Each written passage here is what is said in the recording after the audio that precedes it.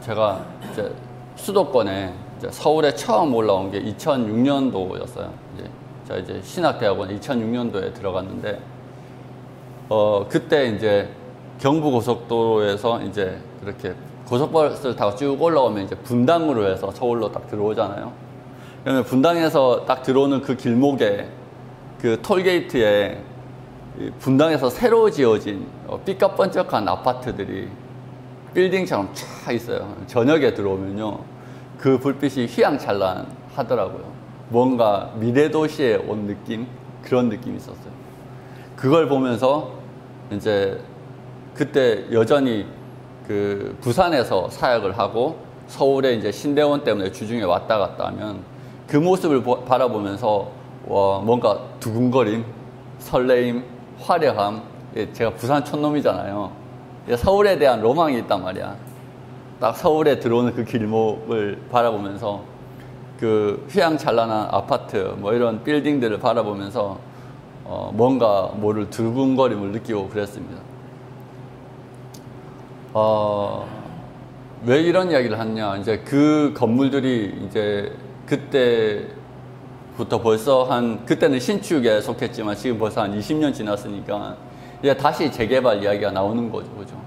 아무리 휘황찬란하게 지어졌더라도 그 건물이 뭐 20년, 30년, 40년 지나면은 이제 헐고 새로 지어야 되는 건물이 되는 겁니다. 인간의 그런 노력들, 그런 것들이 언젠가는 사라질 먼지와 같은 거예요. 그때 20대 중후반 때 봤을 때는 되게 화려했던 그런 것들이 지금 보니까 노후되어져 있고, 또 시간이 조금만 더 지나고 나면 그것들이 또 다 헐리겠죠. 그리고 흔히 그런 이야기를 합니다. 경제학 쪽에서 하는 이야기가 마천루의 저주라는 이야기가 있습니다. 무슨 뜻인지 아는 사람? 마천루의 저주. 경기가 호황일 때 재벌들이나 큰 회사들이 마천루를 짓기 시작해요. 자신의 세를 과시하기 위해서. 예를 들어서 저 롯데월드, 그 롯데타워처럼 저런 엄청 높은 건물 짓기 시작합니다. 호황기 때 자기들이 돈이 좀 벌고 이제 좀 세를 과시하고 싶다 할 때 마천루를 올리기 시작합니다. 근데 정작 그 마천루가 딱 지어지고 났을 때는 어떻게 되냐면 이제 불경기가 찾아오는 거죠. 마천루가 막상 지어지고 그것을 사용해야 되고 이제 그것을 통해서 뭔가 이윤을 벌어들여야 되는데 정작 그 마천루가 지어졌을 때는 불경기인 거예요. 그룹이 힘들어지는 거예요. 회사가 힘들어지는 거예요. 그래서 그걸 마천루의 저주라고 합니다. 뭔가 잘 나갈 때는 교만해져서 내 세를 과시할 거야 라고 쌓기 시작하는데 정작 그것이 올라갔을 때는 이제 그걸 팔아야 되는 거죠. 성경에도 그런 이야기가 많이 나옵니다. 성경에도 그런 이야기 많이 나죠. 특별히 바벨탑 사건 그런 거 아닙니까? 이제 사람들이 모이고 기술도 막 발전하고 하니까 이제 하나님께서 우리를 심판하시더라도 그 심판에 상관없이 우리가 버틸 거야 하고 이제 버티기 위해서 자기의 총 기술력, 모든 기술력을 동원해서 탑을 쌓기 시작하죠. 근데 쌓고 올라갔다가 하나님의 진노로 그것이 다 허사로 돌아가고 오히려 이전보다 더 안 좋은 상태, 완전히 멸망에 가까운 그런 상태에 빠지고 맙니다. 우리는 우리 스스로를 영원할 줄 알아요. 지난주 말씀에도 그랬고 요즘에 제가 이제 계속해서 여러분들에게 계속 드리는 말씀이 뭐냐면은 이 땅은 영원하지 못하다는 겁니다. 우리의 일생도 영원하지 못하다는 거예요. 언젠가 하나님을 만날 때가 온다는 겁니다. 주님이 먼저 오시든 우리가 주님을 만나러 가든 그때 하나님으로부터 심판이 있을 거라는 거예요. 하나님으로부터 평가가 있을 거라는 거예요. 착하다 충성된 종아, 네가 충성했으니까 내가 너에게 10골을 맡기겠다. 어떤 목사님이 그런 설교를 하시더라고요. 어쩌면 이 땅에서의 빈부의 격차보다 천국에서의 빈부 격차가 훨씬 더 클 수도 있다고. 무슨 뜻이냐? 물론 지금처럼 하나님의 나라가 가진 자가 갑질하고 그런 나라가 아니죠. 그죠? 하나님 나라는 사랑의 나라 아닐 겁니까? 그죠? 예수님의 성품을 본받은 자들이 가는 곳이니까. 그렇기 때문에 더 많이 가진 자가 더 많은 사랑을 하고 더 많은 기쁨을 누리는 나라가 되겠죠. 어쨌든 하나님의 나라는 이 땅에서보다 더 많은 빈부의 격차가 있을 수 있다. 그런 이야기도 하시는 거예요. 착하다 충성된 종아, 네가 나와 함께 잔치에 참여하자 라는 평을 들을지, 야, 너 왜 그렇게 살았어? 내가 너에게 그렇게 많은 복을 줬는데 그 복을 가지고 혼자 누리고 혼자 기쁘고 혼자 즐기고, 너 뭐야? 나 안 되겠어. 이런 말을 들을지. 여러분, 그것은 우리가 오늘 하루하루를 어떻게 살아가느냐에 따라서, 어떤 태도로 살아가느냐에 따라서 결정됩니다. 오늘 본문에 제자들이 예루살렘 성전을 바라보고 예수님께 말했어요. 주님, 저 성전을 보십니까? 그리고 이 성전을 중심으로 한 이 예루살렘, 이 전경을 보십니까? 얼마나 경건해 보이고 화려해 보이고, 뭔가 이 하나님께서 영원히 우리를 지키실 것 같고, 뭔가 하나님께서 우리를 보호하실 것 같고, 뭔가 거룩하고 장엄한 느낌이 들지 않습니까? 하고 예수님 앞에 제자들이 그렇게 이야기한 상황에서 예수님께서 갑자기 싸늘하게 이야기하시는 거예요. 돌 위에 돌 하나도 남지 않고 다 부서뜨려질 것이다. 우리는 뭔가 화려하고 뭔가 장엄한 광경을 보면은 뭔가 안정감, 뭔가 안도감, 이런 것들이 들 때가 있습니다. 그것이 특별히 나를 위해서 지어진 거라고 생각할 때 그런 감정을 들 때가 있습니다. 성전을 바라보면서 옛날 바벨론의 그 남유다가 멸망하기 전에 수많은 선지자들이 이야기했습니다. 성전을 바라보면서 평안하다, 평안하다. 하나님께서 이 성전이 있는 한 영원히 우리 백성을 지켜줄 것이다 라고 거짓 선지자들이, 예레미야와 에스겔과 참 선지자 몇 명만 빼놓고 거짓 선지자들이 대부분 평안하다, 평안하다 했습니다. 그런데 그때 어떻게 됐습니까? 그때도 돌 위에 돌 하나도 남지 않고 솔로몬의 성전이 무너졌습니다. 바벨론 왕 느부갓네살에 의해서. 평안하다, 평안하다 할 때 가장 위험한 때입니다. 예수님께서 그것을 말씀하신 거예요. 하나님께서 성전을 우리 가운데 주신 이유가 뭡니까? 이스라엘 백성들한테 주신 이유가 뭡니까? 이곳에서 예배하라고 주셨죠. 예배의 본질이 뭡니까?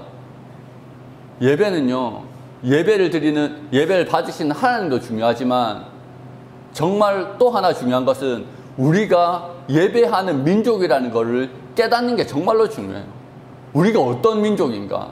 우리가 하나님의 영광이 돼야 되고, 하나님의 통로가 돼야 되고, 하나님의 사랑에, 하나님의 자비에, 하나님의 공의의 통로가 돼야 되는 그 자신의 사명을 깨닫는 자리예요. 예배의 자리는. 그렇잖아요. 하나님이 너는 이렇게 살아. 율법 가운데 너는 이렇게 행동해. 너는 이런 태도로 다른 사람을 섬겨야 돼. 그것을 듣는 자리란 말이에요. 그런데 이 예배를 드리는 이 백성들이 정작 하나님께서 살라고 하는 그 삶의 태도는 잊어버린 채 성전에서 제사하고 성전에서 종교 예식을 드림으로 오히려 세상에서 잘못한 그것을 면죄부를 받는 자리로 만들어버린 거예요. 그리고 더 나아가서 이 성전을 뭘로 만들었어요? 비즈니스 모델로 만들었죠. 여기서 장사하고, 예수님께서 강도의 구렬이 되었다라고, 강도의 소굴이 되었다고 그럴 정도로 예수님께서 진노하시는 곳으로 만들어버렸습니다. 성전에서 핵심이 뭡니까? 성전에서 핵심은 그곳에 하나님이 임재하는 것과 그 임재하시는 하나님의 뜻을 따르는 그의 백성이 그분의 뜻을 쫓아서 이 성전을 중심으로 온 땅에 하나님의 영광, 하나님의 성품, 하나님의 뜻을 드러내는 건데, 그건 아무것도 없고 오히려 우상숭배자처럼 이 성전을 섬기고 있는 거야. 첫 번째 순교자 스데반이 뭐 때문에 돌에 맞아 죽었는데요? 성전을 비방했기 때문에, 이 성전에 하나님이 없다, 이 한마디 때문에 돌 맞아 죽은 거예요. 성전을 못 어겼다고. 성전을 섬긴 거예요. 하나님을 섬긴 게 아니고. 중세를 끝낸 종교개혁, 중세 로만 카톨릭을 끝낸 종교개혁, 로만 카톨릭의 개혁을 가지고 온 종교개혁, 그 시작이 뭡니까? 성 베드로 대성당을 짓기 위해서 면죄부를 남발했죠. 그렇죠? 건물을 짓기 위해서 화려하고 장엄하고 거룩해 보이고.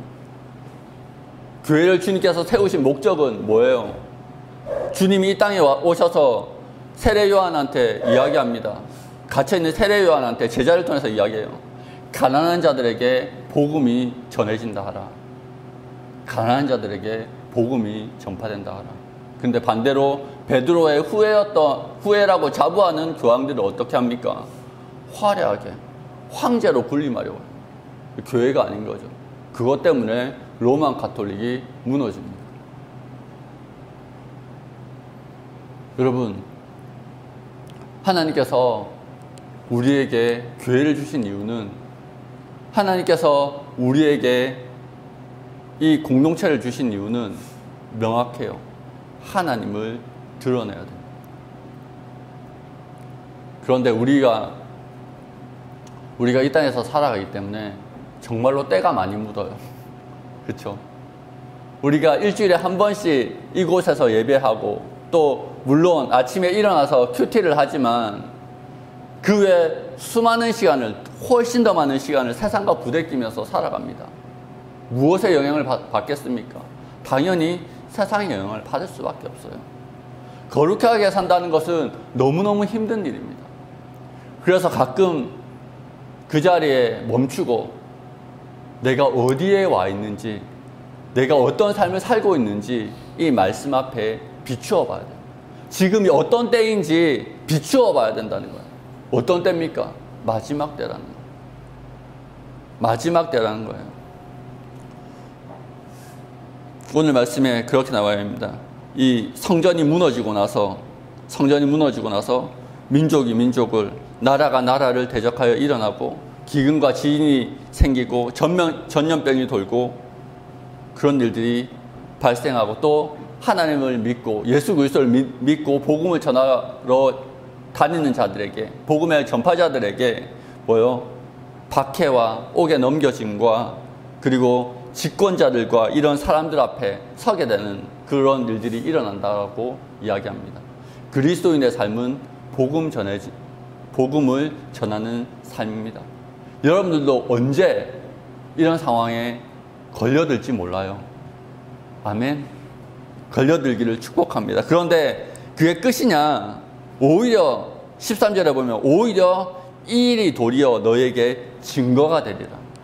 여러분들이 하나님을 믿고 따르고 순종하고 살아갈 때 어떠한 계기가 되어서 이런 복음 전할 기회가 생긴다. 나보다 상급자나 내가 섬겨야 될 사람에게 이런 기회가 생긴다. 두려워하지 말라는 거예요. 여러분이 하나님을 경외하는 만큼 하나님께서 여러분들 가운데, 예수 그리스도께서 여러분들 가운데 지혜를 주시겠다는 거예요. 말하다 보면 자기가 놀라는 거예요. 말하다 보면 내가 이런 말도 할 줄 알아 라고 놀란다는 거예요. 아, 이거 성령님께서 나를 통해서 하시는구나, 이걸 경험하게 된다는 거예요. 언제? 다른 사람들이 보기에는 핍박받는다고 느낄 때 정작 나는 무엇을 경험하고 있는 거예요? 하나님의 능력을 경험하는 거예요. 여러분, 하나님의 백성들이 로마 시대를 살아갔잖아요. 그죠? 2000년 전에 처음 초대교회가 시작되었을 때 로마, 그 강력한 제국이었던 로마 하에서 살아갑니다. 그때 10가지의 엄청난 핍박이 있었어요. 그래서 교회 사학자들은요, 이 10가지 핍박을 뭐에 비유하냐면 파라오, 그러니까 이집트에서 출애굽하기 전에 있었던 10가지 재앙에 비유합니다. 이 10가지 재앙을 넘어서 출애굽을 하죠. 하나님의 백성이 탈출을 합니다. 그것처럼 이 10가지 재앙이 이 10가지 핍박이 끝난 다음에 로마 사회를 뒤집는 거죠. 그래서 325년도 콘스탄티누스 황제가 로마에 기독교를 공인하는 사건이 일어납니다. 여러분, 이 핍박을 통해서 교회는 망했을까요? 아니면 로마를 뒤집어 놓았을까요? 신기하게도 핍박받으면 핍박받을수록 하나님의 능력은 더 강력하게 역사했습니다. 한 사람이 핍박받아서 죽으면요, 100명이 회개하는 거예요. 10명이 핍박받으면요, 10,000명이 회개하는 거예요. 초대교회 기독교 순교사를 한번 조금만 찾아봐도 나와요. 대표적인 인물이 폴리캅이라는 사람입니다. 그 사람이 노년에 로마 경기장에 붙들려서 순교하기 직전에 하나님을 부인하라고 합니다. 예수님을 부인하라고 합니다. 황제가. 그렇지만 그 사람이 대답하는 것이 한 번도, 내 일평생 한 번도 하나님께서 나를 배반한 적이 없었다. 예수 그리스도께서 한 번도 나를 배반한 적이 없다. 나도 그분을 배반할 수 없다. 주님, 때가 왔습니다. 라고 순교했습니다. 그 능력으로 기독교는 모든 권력으로부터 힘이 아닌 하나님의 능력으로 승리할 수 있었습니다. 하나님께서 그렇게 하신 거죠. 우리 시대에도 그 능력이 필요합니다. 믿음으로 살아가는 한 사람, 믿음으로 순교의 심령으로 살아가는 한 사람, 그 사람을 통해서 하나님은 수많은 사람들을 일으키십니다. 주님께서 성전이 사라지고 난 다음에 어떤 일이 발생합니까? 성전이 사라졌어요. 성전이 사라지고 난 다음에 교회가 생겨나죠. 눈에 보이는 어떤 것들이 사라졌을 때 당시에 하나님을 믿었다라고 생각하는 모든 유대인들은 절망했습니다. 그런데 그 폐허에서 무엇이 태어납니까? 교회가 태어나는 거예요. 여러분, 지금 우리 교회가, 이 한국 교회가 되게 어렵잖아요. 그죠? 교회도 좌우로 나눠져서 싸웁니다. 여러분, 교회에 좌우가 어디 있습니까? 여러분, 교회는요, 복음만 있어요. 교회는요, 복음만 있어요. 근데 좌우로 나눠서 싸우는 거예요. 네가 잘났네, 내가 잘났네. 이게 맞니죠? 여러분, 교회는요, 막힌 담을 허는 곳입니다. 좌우의 담을 허는 것이 교회입니다. 그런데 싸우고 있어요. 젊은 사람, 늙은 사람 또 싸우고 있어요. 여러분, 교회는 뭐라고요? 막힌 담을 허는 곳입니다. 주님이 새 일을 시작하셔야 됩니다. 무너져간 이 교회 가운데 주님이 새 일을 시작하셔야 됩니다. 여러분, 예수님께서 이 땅에 다 오셨잖아요. 예수님의 제자들이 누가 있었어요? 셀롯당원. 셀롯당원이 뭐냐면 칼 차고 다니면서 독립운동 하는 사람.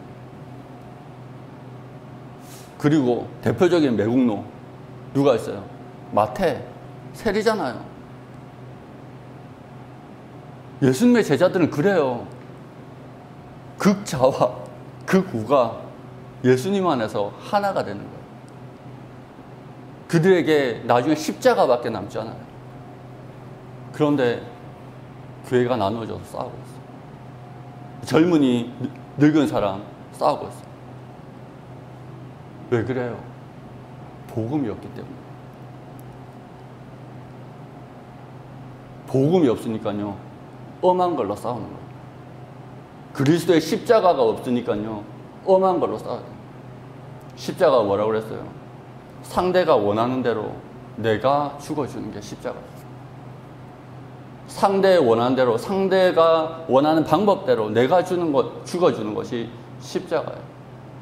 이스라엘 지도자들이 저 사람 십자가에 못 박으십시오라고 했을 때 예수 그리스도께서 그 십자가에 못 박히시는 게 그게 주님의 죽음이었어요. 그런데요, 지금 어떻습니까? 서로를 죽이려고 합니다. 그거는요, 복음이 없어서 그래요. 복음은요, 상대방을 위해서 내가 죽어주는 거예요. 그래, 내가 죽어줄 테니까 네가 살아. 그게 십자가인 거예요. 십자가의 복음이 사라져서 이 싸우는 거예요.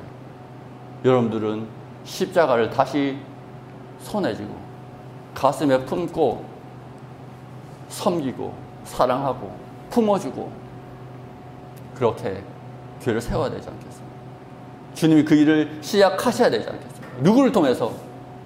2000년 전 제자를 통해서 시작했던 그 교회가 지금 여러분들 통해서 그렇게 시작해야 되지 않겠습니까?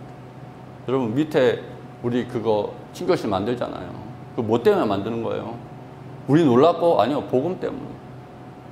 복음 안에 교제하라고, 고민하라고. 복음이 뭘까? 고민하라고. 그래서 만드는 거 아니에요? 그걸 위해서 기도하는 거 아니에요? 세상이 많이 어지럽습니다.